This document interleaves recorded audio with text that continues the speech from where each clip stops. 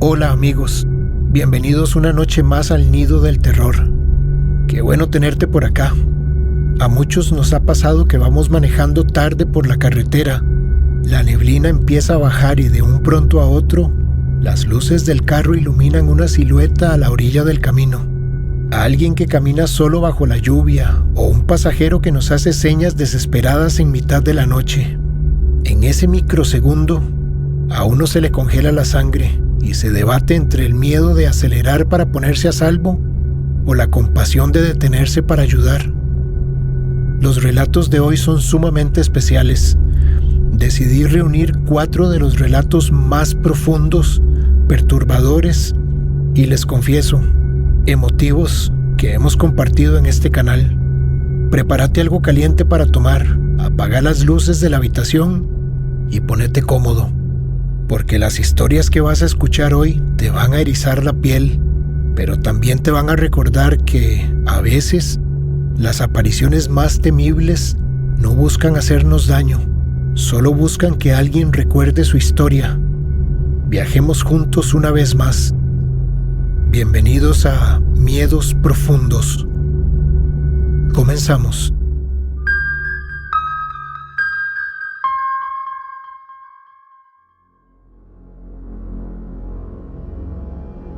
Esto que les voy a contar es algo que casi no hablo con nadie, porque la gente de una vez piensa que una está loca o que se durmió al volante.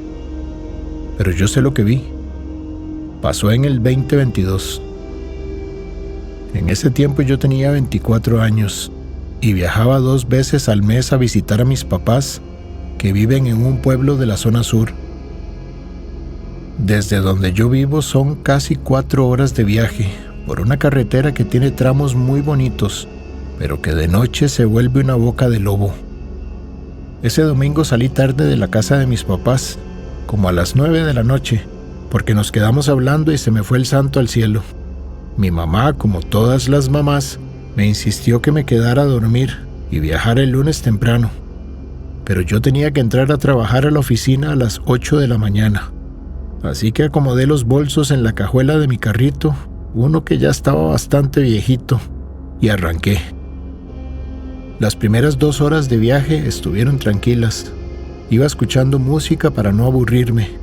El problema empezó cuando pasé el último centro urbano grande y me metí en el tramo de la recta, una sección de la carretera que pasa en medio de 2 fincas de palma africana. Los que han pasado por ahí saben de lo que hablo. Son kilómetros y kilómetros de una recta aburrida, donde a los 2 lados lo único que se ve son las hileras infinitas de palma que parecen soldados en la oscuridad. Ahí no hay casas, no hay pulperías y no se ve ni un alma. Eran como las 11:30 de la noche. El cansancio ya me estaba pesando en los párpados y la carretera estaba completamente sola. No se veía la luz de ningún carro, ni adelante ni atrás de mí. Iba a unos 80 kilómetros por hora, cuando a lo lejos vi que algo parpadeaba en el espaldón de la calle. Cuando me acerqué, me di cuenta que eran las luces de parking de un carro moderno. Era gris y estaba estacionado a la orilla con la tapa del motor abierta. A la par del carro, parada bajo la llovizna que estaba cayendo, había una muchacha. Vestía un abrigo claro y un pantalón de mezclilla y tenía el teléfono en la mano, como buscando señal de manera desesperada. Normalmente una mujer sola de noche no le para a nadie en la carretera, por un tema de seguridad evidente, pero al ver que era otra muchacha, joven como yo, sola en mitad de esa recta tan peligrosa, sentí una empatía inmediata. Pensé en lo feo que sería estar varada ahí, sin señal y expuesta a que pasara cualquier loco. Bajé la velocidad, puse las luces direccionales y me estacioné unos metros adelante de su carro. Bajé el vidrio del copiloto solo un poquito por precaución. La muchacha corrió hacia mi ventana, tapándose la cabeza con el abrigo. Se le veía la cara pálida y angustiada. «Hola, amiga. Disculpa», me dijo casi llorando. «Vieras que el carro se me calentó y se me apagó por completo. No tengo señal en el celular y no entra ninguna llamada. ¿Será que me podés llevar a la próxima gasolinera para pedir una grúa? Está como a 15 minutos de aquí. La muchacha se veía súper decente, hablaba muy bien y la verdad me dio mucha lástima. Claro, subite rápido para que no te mojes, le dije quitando el seguro de la puerta. Ella abrió la puerta trasera, tiró un bolso pequeño en el asiento de atrás y luego se subió adelante, en el asiento del copiloto. Cerró la puerta y soltó un gran suspiro de alivio. De verdad, muchísimas gracias. Me salvaste la vida. Estaba muerta de miedo, me dijo sonriendo mientras sacudía las gotas de agua del abrigo. No te preocupes, esa recta es horrible. Yo viajo siempre por aquí y me da pánico quedarme varada. Le contesté metiendo el cambio para arrancar de nuevo. La muchacha se presentó, me dijo que se llamaba Natalia y que venía de una entrevista de trabajo. Empezamos a hablar de cosas normales, del clima, de lo peligrosa que era esa ruta, de los camiones pesados que a veces manejan como locos. La conversación fluía muy natural, como si fuera una amiga de la universidad. Natalia era súper simpática, tanto que se me quitó por completo el sueño que traía. Llevábamos unos 10 minutos manejando. Ya casi íbamos a llegar a la estación de servicio que está al final de la recta de Las Palmas. Yo iba viendo al frente, pero de reojo noté algo que me pareció curioso. Natalia de repente se había quedado callada. Estaba viendo fijo hacia la guantera del carro. Pero lo raro no fue eso. Fue que sentí un bajonazo de temperatura lúgubre dentro del carro. Mi carro es viejito y el aire acondicionado casi no enfría. Pero en ese momento el aire se puso tan helado que se me puso la piel de gallina. Además, por el espejo retrovisor vi que el vidrio de la ventana de atrás se empezó a empañar, pero se empañó de una forma extraña, como si alguien estuviera pegando la boca al vidrio desde afuera, dejando la marca de un vaho espeso. Volví a ver a Natalia para preguntarle si tenía frío, pero cuando la miré bien bajo la poca luz que había dentro del carro, algo en mi cabeza hizo un cortocircuito. Natalia no se estaba moviendo, ni siquiera se le veía el pecho subir y bajar por la respiración. Estaba completamente inmóvil, con las manos puestas sobre las piernas, y sus manos no estaban mojadas por la llovizna de afuera, estaban secas, pero tenían la piel arrugada como cuando uno pasa horas metido en el agua de una piscina. Un color morado clarito le empezó a salir alrededor de las uñas. «Natalia, ¿te sentís bien?», le pregunté, y la voz me salió temblorosa. Ella no giró la cabeza para verme. Siguió viendo al frente, pero me contestó con una voz que ya no sonaba simpática. Sonaba lejana, como si estuviera hablando desde el fondo de un tubo de cemento. «Vieras que en esa curva que viene siempre se derrapan los carros cuando llueve», me dijo señalando hacia el frente con el dedo índice. A mí se me estalló la llanta delantera derecha, no pude controlar el volante. En ese momento sentí que se me encogió el estómago. «¿De qué estás hablando?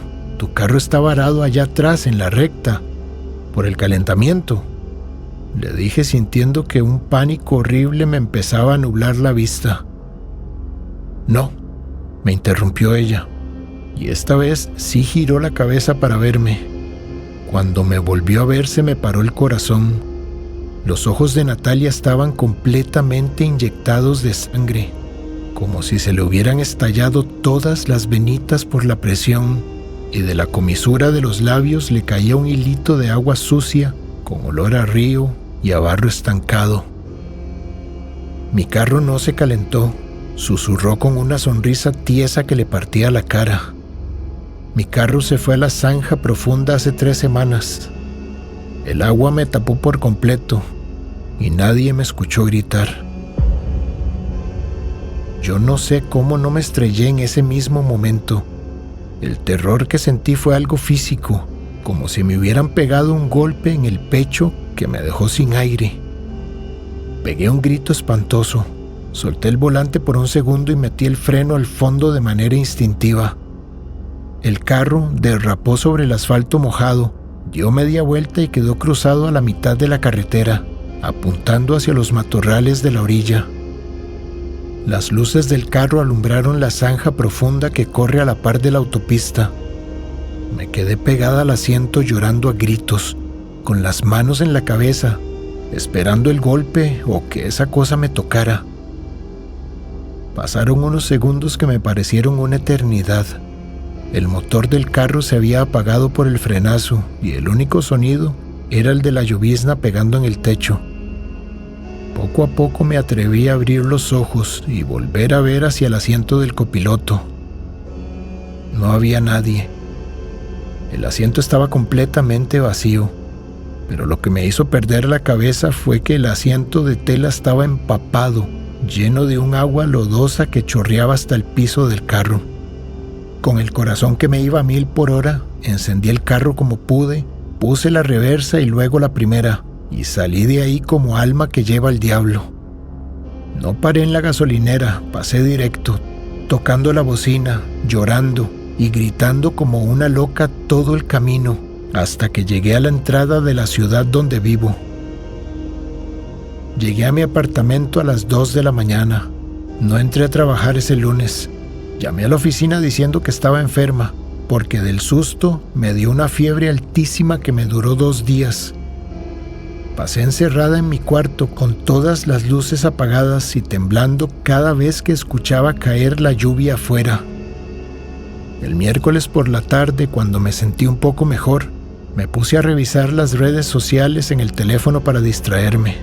Entré a la página de noticias de la zona sur y mientras iba bajando por las publicaciones, vi una foto que hizo que se me congelara el alma. Era la foto de Natalia, la misma muchacha del abrigo claro con la misma sonrisa con la que se subió a mi carro.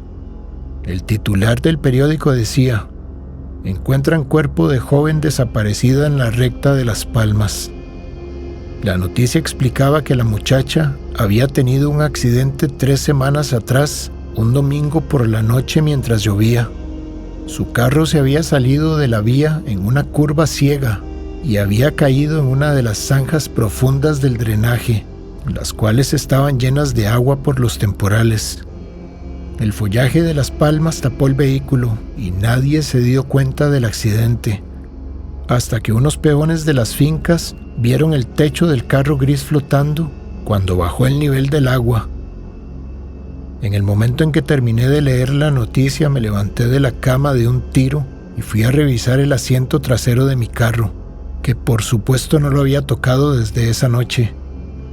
En el asiento de atrás, justo donde ella había tirado su bolso al subirse, no había nada, excepto por una cosa. En la alfombra del piso, perfectamente seca, estaba una pequeña tarjeta de presentación de cartón blanco. Tenía el nombre de ella, Natalia Solano, y abajo venía el título de su carrera. La tarjeta estaba intacta, pero cuando la levanté, la parte de atrás estaba manchada con un barro negro y espeso que olía a agua estancada. Desde ese día mi vida cambió.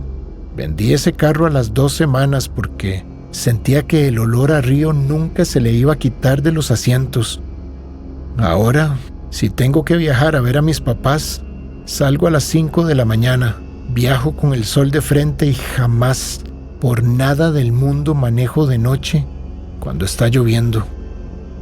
Porque ahora sé que en esa recta interminable, cuando las luces de la calle se apagan y el agua empieza a caer, hay pasajeros que no buscan un aventón para ir a la gasolinera. Son almas atrapadas en el momento de su muerte, que se suben a tu carro solo para recordarte que la próxima curva te puede cambiar la vida para siempre.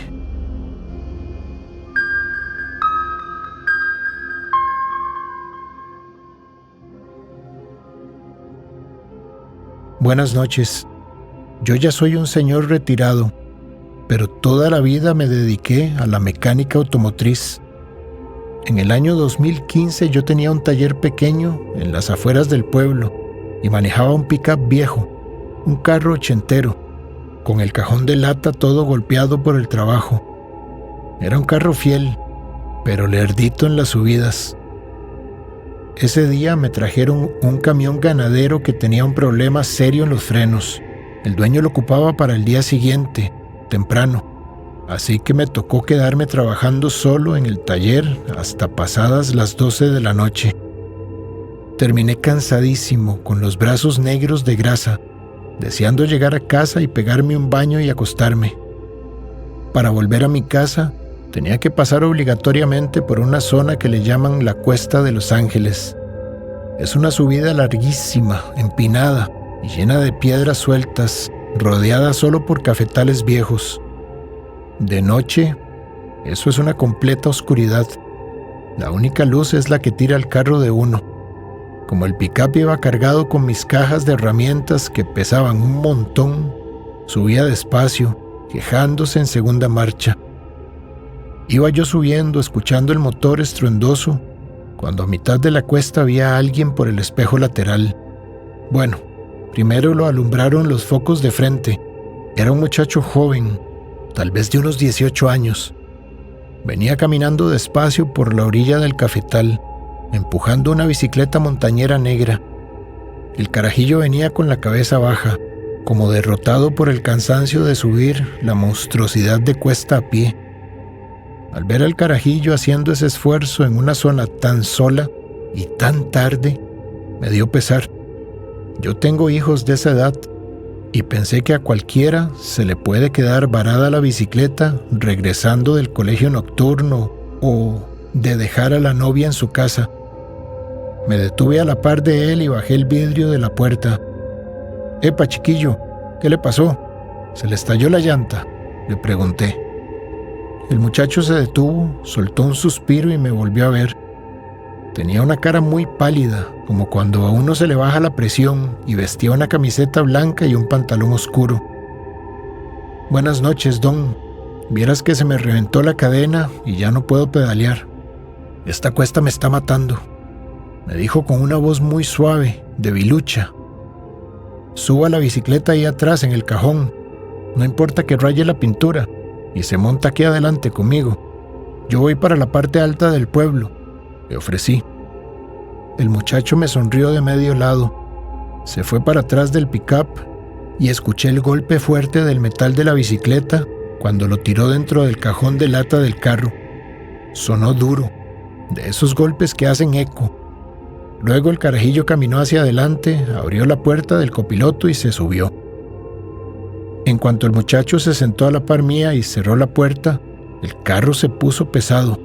No sé cómo explicarlo, pero sentí como si llevara el cajón lleno de sacos de cemento. Al motor le costó un montón volver a arrancar y ponerse en marcha. «¿Y de dónde viene hasta ahora, muchacho? Ya es bastante tarde para andar en bici por aquí», le dije yo metiendo la marcha fuerte para seguir subiendo. El carajillo no me volvió a ver.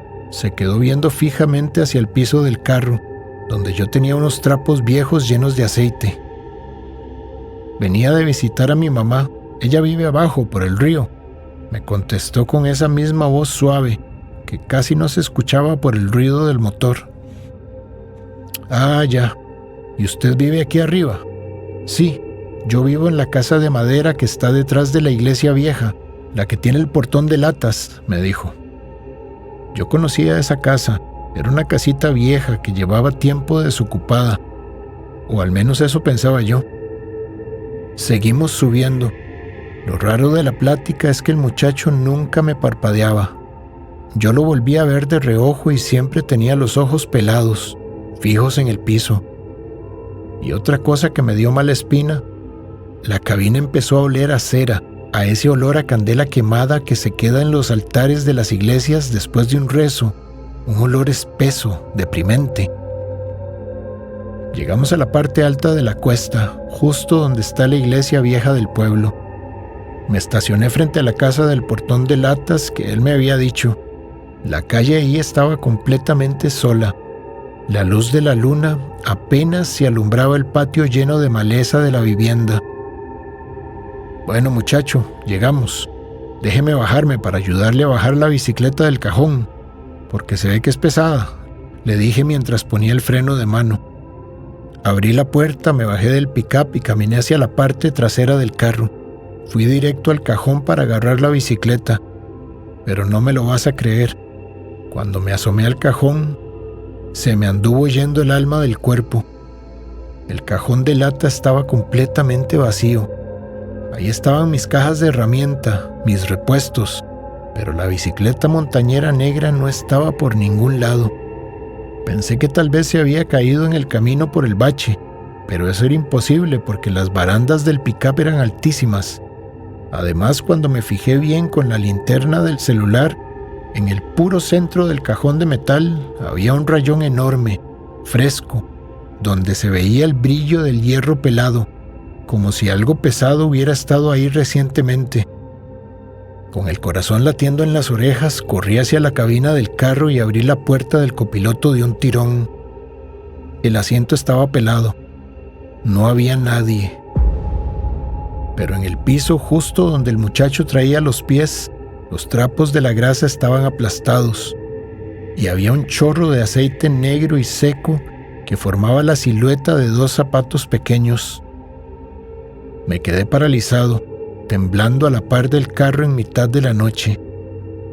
No sé de dónde saqué el valor, pero la curiosidad y el miedo me hicieron caminar hacia el portón de latas. Vi que adentro, al fondo, había una luz tenue encendida, como de una candela. Toqué el portón. El latón sonó horrible en medio del silencio de la madrugada. A los 2 minutos se abrió la puerta de madera de la casita y salió una señora anciana, tapada con una manta para el frío. «Buenas noches, señor. ¿Busca a alguien?», me preguntó la viejita con una voz temblorosa. «Buenas noches, señora. Disculpe la hora, de verdad», le dije con la voz que no me salía. «Es que acabo de traer a un muchacho en mi carro. Me dijo que vivía aquí. Venía con una bicicleta negra y se le había reventado la cadena». La anciana se quedó viéndome fijamente. No se asustó ni tampoco se enojó. Lo único que hizo fue soltar un largo suspiro, de esos que llevan años de dolor adentro. Los ojos se le llenaron de lágrimas. «Pase adelante, señor», me dijo abriéndome la puerta de la salita. Entré a la casa. El olor a cera quemada ahí adentro era insoportable. Era el mismo olor que traía la cabina de mi carro. La señora me llevó hasta una mesita de madera que estaba en la esquina de la sala. Encima de la mesa había una candela blanca encendida y a la par un portarretratos viejo. En la foto salía el mismo muchacho que se había subido a mi pick-up. Tenía la misma camiseta blanca, la misma cara pálida y estaba apoyado en una bicicleta montañera negra. «Él era mi hijo, Juancho», me dijo la señora secándose las lágrimas con la manta. «En el 2010, un viernes por la noche, venía bajando esa cuesta en la bicicleta para buscarme unas medicinas. Se le reventó la cadena en plena bajada, perdió los frenos y pegó directo contra una piedra del cafetal. Se mató de golpe. Desde ese año, cada vez que se acerca la fecha de su muerte, algunos choferes dicen que lo ven subiendo la cuesta a pie, buscando cómo llegar a la casa». Yo no supe ni qué decirle a la pobre señora. Le di el pésame, salí de esa casa temblando y me metí a mi carro. Manejé los últimos metros hasta mi casa sintiendo que el frío de esa subida nunca se me iba a quitar del cuerpo. A la semana siguiente vendí el pick-up. No quería volver a ver ese rayón en el cajón de lata que me recordaba la noche en que cargué la muerte en mi propio carro. Ahora ya no trabajo de noche. Cierro el taller temprano y si veo a alguien caminando por una cuesta en la madrugada, acelero el paso, porque ahora sé que los caminos tienen historias que la tierra no quiere borrar, almas de carajillos buenos que solo quieren regresar con sus madres, pero que se quedaron atrapados para siempre en la subida, empujando una bicicleta que nunca va a llegar a su destino.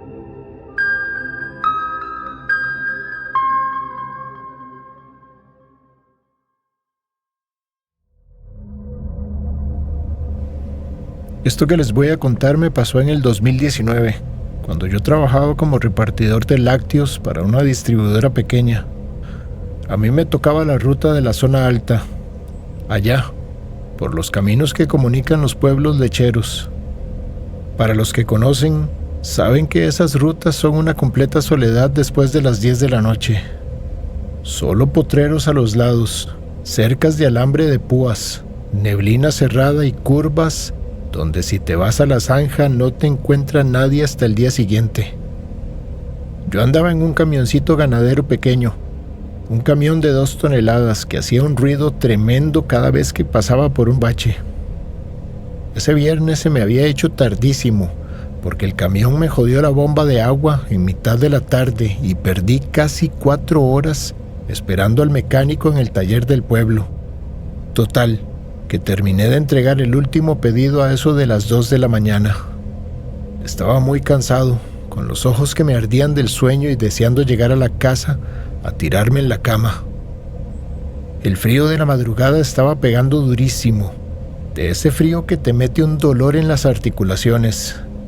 Venía bajando por un sector que le dicen el Alto del Fraile, una cuesta empinada, llena de curvas cerradas, donde la negrura es total, porque no hay ni un solo poste de luz pública.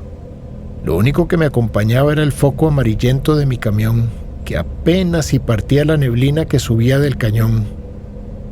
Iba despacio, como a 40 kilómetros por hora, esquivando las piedras sueltas del camino del lastre. Fue al salir de una curva muy cerrada, justo donde hay un higuerón viejo al borde de la calle, cuando las luces del camión alumbraron un bulto.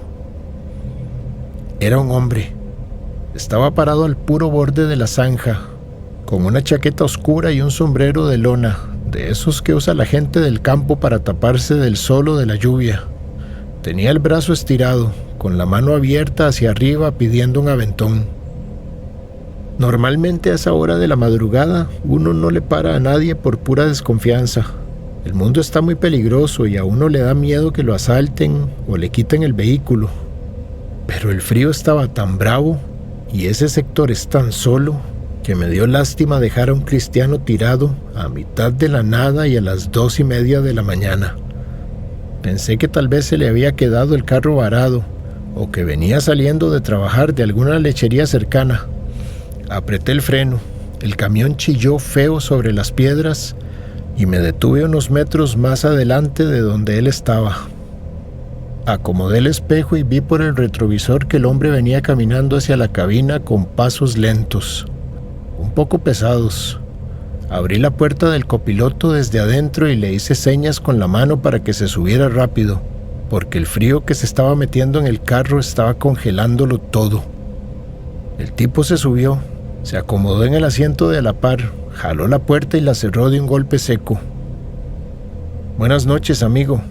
Qué frío más sádico está haciendo afuera», le dije yo para romper el hielo, metiendo la primera marcha para arrancar de nuevo. El hombre no me contestó de inmediato. Se quitó el sombrero de lona, lo puso sobre sus rodillas y se acomodó la chaqueta. Tenía el pelo gris, desarreglado, y la cara llena de arrugas profundas, como la gente que pasa toda la vida trabajando bajo el sol. Se le veía cansado, muy demacrado. «Buenas noches», me dijo con una voz muy bajita, ronca, como si tuviera la garganta seca. «Muchas gracias por parar. Ya pensaba que me iba a tocar amanecer en el camino». «No se preocupe, la ayuda no se le niega a nadie con este clima», le contesté. «¿Hasta dónde va usted?» «Voy para el cruce del cementerio viejo, el que queda antes de entrar al pueblo», me respondió viendo fijo hacia el parabrisas. A mí me pareció bien, porque ese cruce me quedaba directo en mi ruta de regreso. El camión siguió avanzando, traqueteando por el lastre. Pasaron unos 10 minutos en completo silencio. Yo iba concentrado en el camino, viendo cómo la negrura se tragaba los potreros a los lados, pero empecé a notar algo raro dentro de la cabina.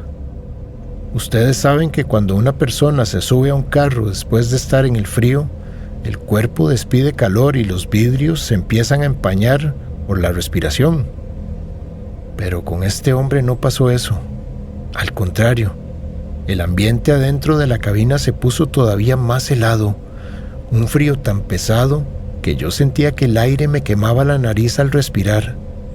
Además, el olor cambió de un pronto a otro. Empezó a oler a humedad, pero no a humedad de lluvia, sino ese olor rancio que sale de las bodegas viejas que llevan años cerradas, o del suelo cuando uno remueve la tierra con una pala. Volví a ver de reojo al señor. El tipo seguía sentado en la misma posición, completamente tieso, con las manos puestas sobre el sombrero en sus rodillas. Sus manos eran pálidas, de un color grisáceo muy extraño, y las uñas las tenía llenas de tierra negra, como si hubiera estado escarbando en el suelo con los dedos. Para quitarme esa sensación de incomodidad que me estaba dando el ambiente, decidí hablarle otra vez. ¿Y qué andaba haciendo un viernes a esta hora por estos lados, don? Le pregunté tratando de sonar natural. Esta zona del higuerón es bien sola. El hombre tardó unos segundos en contestar, como si le costara procesar mis palabras. Giró la cabeza despacio hacia mí, pero mantenía los ojos entrecerrados, ocultos bajo la penumbra de la cabina. Andaba dejando un recado, un asunto de familia que dejé a medio terminar, me dijo con esa voz ronca. A veces las deudas de los viejos se quedan amarradas a la tierra y a uno le toca venir a acomodar las cosas, aunque ya no tenga tiempo. Ah, entiendo. Asuntos de terrenos o de herencias, me imagino. Eso en los pueblos siempre es un dolor de cabeza, le comenté yo pensando que hablaba de alguna bronca familiar de fincas. Algo así, respondió el tipo, soltando una risa seca, un sonido horrible que me puso los pelos de punta. La gente cree que cuando uno se va, los tratos se deshacen, pero la tierra no olvida. Si usted promete algo sobre el suelo de un pueblo, el suelo le cobra el precio tarde o temprano. Cuando dijo eso me dio una mala espina tremenda. Sentí un escalofrío horrible que me bajó por toda la espalda. Decidí no preguntarle nada más y le metí un poco más de gas al camión para avanzar rápido. Quería llegar al maldito cruce del cementerio de una vez por todas y dejar a ese viejo ahí. Miré el reloj digital que tenía pegado al tablero. Eran las 2:45 de la mañana.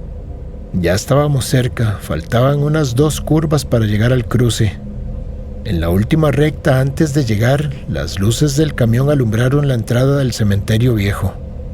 Es un camposanto antiguo, con tapias de piedra bajas y cruces de hierro oxidadas que apenas se asoman entre el monte alto. El pasajero se empezó a mover en el asiento. Escuché el roce de su chaqueta de lona. «Aquí es, amigo. Déjeme por donde está la puerta de hierro, por favor», me dijo. Apreté el freno y detuve el camión justo frente a la entrada principal del cementerio. El motor del carro se quedó encendido, haciendo ese traqueteo monótono en medio de la madrugada. Afuera la neblina estaba tan densa que casi no se podía ver la enorme cruz blanca que estaba en el centro del camposanto. «Bueno, don, entregado.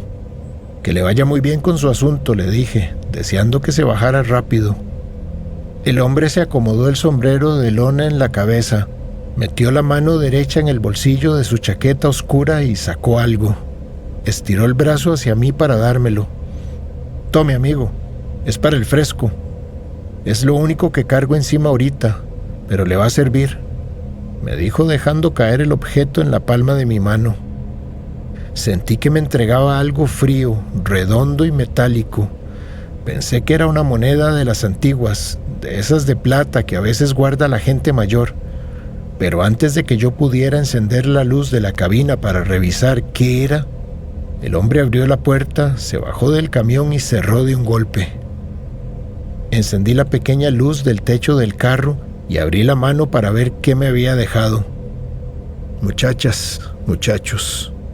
Se me congeló la sangre en las venas y sentí que el corazón se me iba a salir del pecho. Lo que tenía en la palma de la mano no era una moneda. Era un botón metálico, grande, viejo, oxidado y con un pedazo de tela negra y podrida todavía amarrada al hilo. Pero lo peor no era el botón, lo peor era el olor que se me quedó pegado en los dedos. Era un olor penetrante a formol y flores muertas, el mismo olor que hay en las salas de velación cuando abren el ataúd. Pegué un grito del susto y tiré el botón al piso del carro. Con las manos temblando apagué la luz del techo y volví a ver hacia la ventana del copiloto para ver por dónde iba el viejo caminando. Afuera no había nadie. El camino del lastre estaba completamente pelado. La puerta de hierro del cementerio estaba cerrada con una cadena gruesa y un candado oxidado que claramente llevaba años sin tocarse. El hombre se había esfumado en los 3 segundos que tardé en volver a ver. Metí la primera marcha como un loco. Hundí el acelerador a fondo y salí de ese cruce quemando llantas. Conduje los últimos 10 kilómetros hasta mi casa llorando, rezando todas las oraciones que me sabía y viendo el espejo retrovisor cada 2 segundos, con el pánico de volver a ver el sombrero de lona metido en el asiento de atrás. Esa noche la pasé mal, casi no dormí. Pasé dando vueltas en la cama, sudando frío y sintiendo que el olor a muerto se me había quedado metido en la nariz. Al día siguiente, a media tarde, mi papá me vio la cara de sueño que tenía y me preguntó qué me pasaba, que me veía pálido como si hubiera visto un muerto. Como no aguantaba el secreto en el pecho, me senté con él en la cocina y le conté todo tal cual pasó.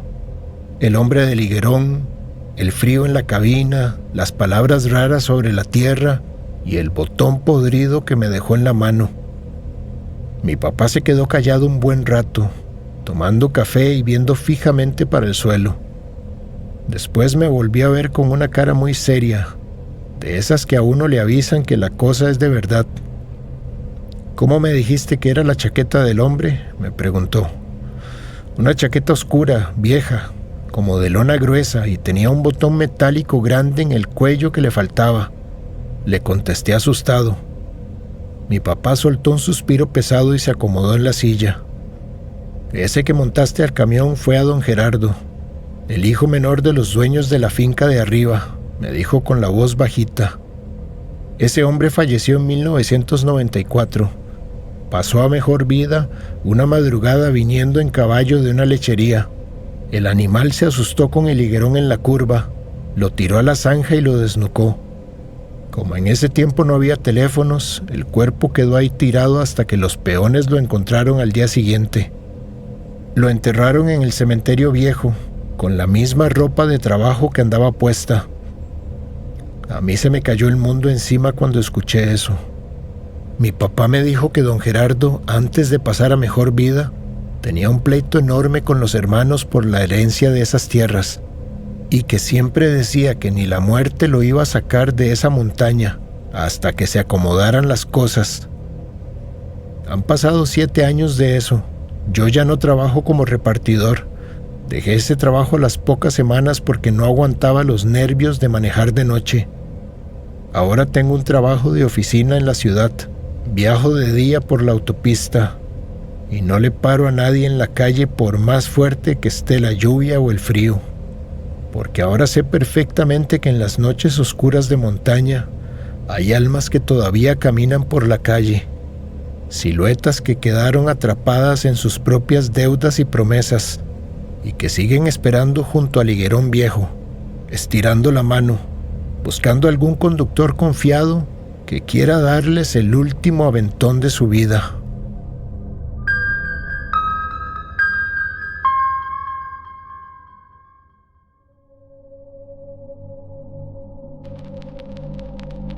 Buenas noches. Los que nos dedicamos a manejar furgones grandes sabemos que la carretera que cruza por el Parque Nacional, la que va para el Caribe, no es jugando. De noche ese lugar es una ruleta rusa. Hay tramos donde la neblina es tan densa que abofetea el parabrisas y uno no ve las rayas de la calle. Solo ve un paredón de nubes blancas y los árboles gigantescos que se asoman como monstruos a los lados. Esto me pasó a mí en el 83. Yo venía manejando un cabezal, un camión enorme cargado con un contenedor de cajas de banano que llevaba directo para el puerto. Eran como las 3 de la mañana. Yo venía cansado, tomando café frío de un termo para mantenerme despierto y escuchando el rugido de la compresión del motor cada vez que agarraba una bajada. La lluvia estaba rala, de esa que ensucia el vidrio, y el frío de la montaña se metía por las rendijas de las ventanas del camión. Venía pasando por un sector de curvas muy peligrosas, cerca del túnel, cuando a la orilla del carril contrario vi unas luces de emergencia. Era una patrulla de policía de tránsito que estaba estacionada a la orilla del paredón de piedra. A la par de la patrulla, parado bajo la llovizna, con una capa negra impermeable y una linterna de mano, estaba un oficial de tránsito, haciéndome señas de que bajara la velocidad. Pensé que tal vez había un derrumbe adelante, que es lo más común en esa ruta, así que fui frenando el furgón poco a poco, hasta que me detuve por completo a la par de él. Bajé el vidrio del copiloto para escuchar lo que me iba a decir el oficial. El hombre se acercó a la cabina, que como es un camión alto le tocaba gritar bastante. Con la luz de la linterna apuntando al piso se quitó la capucha de la capa. Era un hombre de mediana edad, con el uniforme oficial completo, el chaleco reflectivo y una placa metálica en el pecho. Se le veía la cara muy seria, llena de ojeras. «Buenas noches, señor», me dijo con una voz muy militar y firme. «Viera que tenemos un problema delante. Hubo un choque de un camión pequeño y el carril está medio tapado, pero la grúa ya viene en camino. El asunto es que mi compañero se tuvo que ir en la ambulancia con los heridos y yo me quedé aquí solo. ¿Usted va directo para el cruce de la autopista?» «Sí, oficial. Voy directo para el puerto», le contesté. «¿Me puede hacer el favor de llevar a este muchacho?», me dijo apuntando con la linterna hacia el asiento del pasajero de su patrulla. «Es el conductor del carro que se quedó varado en el accidente. No le pasó nada, pero está en un estado de shock tremendo. No habla y está temblando del frío. Ocupo sacarlo de la montaña porque aquí la temperatura está bajando mucho y a mí todavía me faltan 2 horas de turno solo». De ahí, pues tratándose de una autoridad y viendo al carajillo metido en la patrulla, yo no puse ningún pero. «Suba al muchacho, oficial. Aquí viene seguro en la cabina», le dije. El oficial caminó a la patrulla, le abrió la puerta al joven y le ayudó a subir las gradas del furgón. El muchacho vestía una sudadera gris, tenía la capucha puesta y no volvía a ver a nadie. Se sentó en el asiento del copiloto, pegó las rodillas al pecho y se quedó viendo fijo hacia la ventana del lado derecho, perdiéndose en la neblina. «Muchas gracias, señor. Dios lo acompañe en la ruta», me dijo el oficial cerrando la puerta del camión con fuerza. Metí la marcha fuerte y el furgón volvió a arrancar, moviendo esa mole de toneladas en medio de la oscuridad. Yo traté de ser amable con el carajillo, porque me imaginé el susto que se habrá llevado en el accidente. «Tranquilo, compa, ya pasó lo peor. En unos 20 minutos salimos de la montaña y ahí abajo el clima es muy bonito», le dije intentando animarlo. El muchacho no se movió. Siguió con la cabeza pegada al vidrio de la ventana derecha, viendo para la negrura del bosque. No me dijo ni una sola palabra. Pensé que de verdad el shock lo tenía mudo, así que no lo molesté más.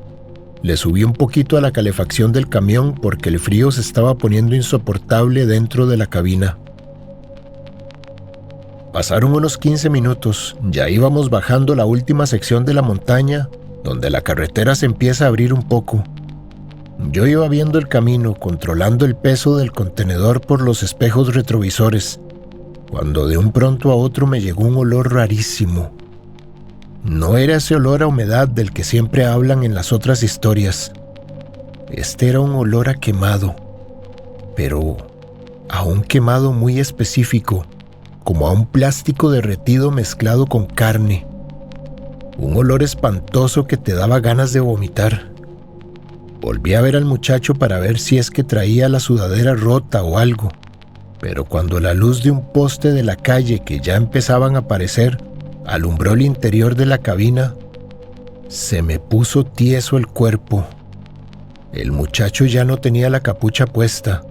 Se le había caído hacia atrás por el movimiento del camión. El lado derecho de su cara, el que estaba pegado a la ventana, estaba intacto, pero el lado izquierdo, el que daba hacia mí, estaba completamente carbonizado. Tenía la piel derretida, pegada al hueso de la mandíbula, y el ojo de ese lado estaba completamente seco, como una uva pasa negra metida en la cuenca. En serio, el frío que me entró en el estómago me dio ganas de llorar. Sentí las piernas de trapo y las manos se me quedaron pegadas al volante del puro susto.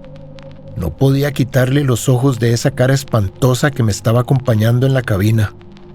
En ese mismo instante, el radio de onda corta del camión, el que usamos los traileros para comunicarnos en la ruta, empezó a sonar con mucha estática. «Atención, compañeros, que vienen bajando el Surquí», decía la voz de otro trailero por el parlante. «Mucho cuidado en la curva del kilómetro 32. Acaba de pasar un accidente gravísimo. Hace como 5 minutos. Un camión pequeño al parecer perdió los frenos, chocó contra el paredón y se alzó en llamas de una vez. Repito, el camión se está quemando ahorita mismo. El chofer se quedó atrapado adentro, pobrecito». Cuando escuché ese mensaje por la radio sentí que me iba a morir del susto. Si el accidente acababa de pasar hacía solo 5 minutos, ¿quién era el oficial que me había parado atrás? ¿Y quién era el que venía sentado aquí a la par? Giré la cabeza lentamente para ver el asiento del copiloto. El muchacho de la sudadera gris ya no estaba viendo para la ventana. Había girado su cabeza hacia mí. Me estaba viendo fijamente con su único ojo sano, y de su boca derretida por el fuego salió un suspiro largo, horrendo, que me llenó toda la cabina de humo espeso, con un olor a hule quemado. «Gracias por el viaje», escuché que me dijeron en el oído con una voz que sonaba como madera crujiendo en una fogata. Pegué un grito desgarrador. Apreté el freno del motor y el furgón chilló horrible, dejando marcas negras en el asfalto.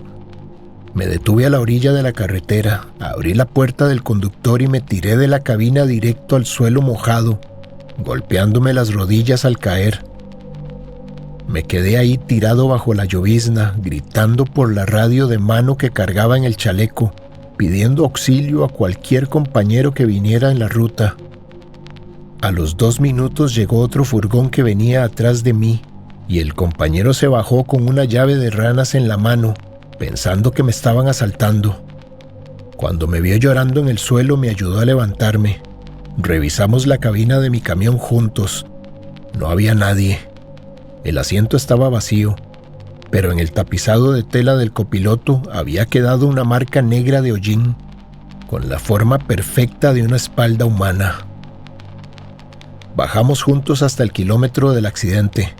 Ahí estaba la escena real, el camión pequeño envuelto en fuego, los bomberos llegando y los policías de tránsito de verdad acordonando la zona. El muchacho conductor había fallecido prensado dentro del fuego. Cuando le conté al capitán de bomberos lo de la patrulla que me había parado unos kilómetros atrás, el señor se me quedó viendo con lástima y me puso la mano en el hombro. «Amigo, en ese tramo de arriba no hay ninguna patrulla asignada hoy», me dijo. «Pero viera que no es el primero que dice eso.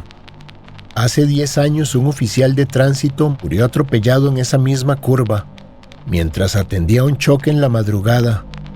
Desde esa época la gente dice que cuando va a pasar una tragedia muy fea abajo, el alma de ese oficial se aparece más arriba, para parar los camiones y salvar a los conductores de que terminen metidos en el desastre, o para pedirles que se lleven lo que la montaña ya cobró». Yo dejé de manejar camiones pesados por esa ruta. Ahora trabajo solo en entregas locales en el día. El cabezal lo entregué a la empresa esa misma semana, porque por más que lo lavaron con cloro y desinfectante, cada vez que llovía la cabina volvía a oler a hule y a carne quemada. Y ahora sé perfectamente que el Surquín no es solo una carretera de asfalto y neblina. Es un cementerio verde, un lugar oscuro donde los vivos y los muertos compartimos el mismo carril, y donde un simple raid de cortesía te puede obligar a viajar con la muerte sentada a la par tuya en el último embarque de tu vida. Bueno, amigos, después de recorrer estas 4 historias, a uno le queda una sensación extraña en el pecho. Muchas veces entramos a canales de terror buscando ese sobresalto, ese frío que te eriza la piel con el monstruo o la aparición en la oscuridad. Pero si lo analizamos bien, el verdadero misterio de estos relatos no es el fantasma que sale en la cuesta, ni el pasajero que se sube en la madrugada y desaparece sin dejar rastro.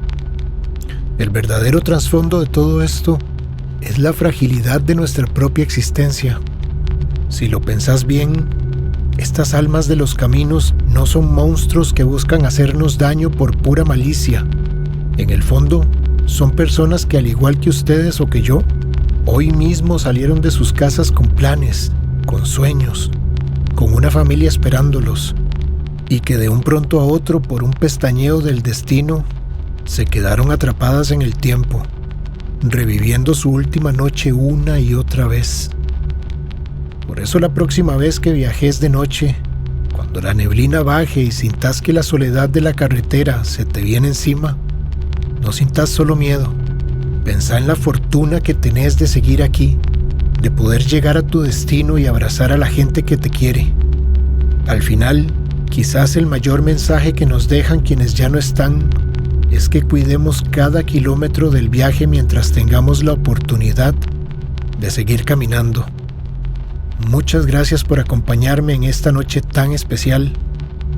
No olvides dejar tu me gusta, suscribirte si sos nuevo por acá y contame en los comentarios cuál de estos 4 relatos te conmovió más o te asustó más. Espero tengas una excelente noche. Cuídate mucho y nos escuchamos la próxima. Esto es Miedos Profundos. Un saludo de terror.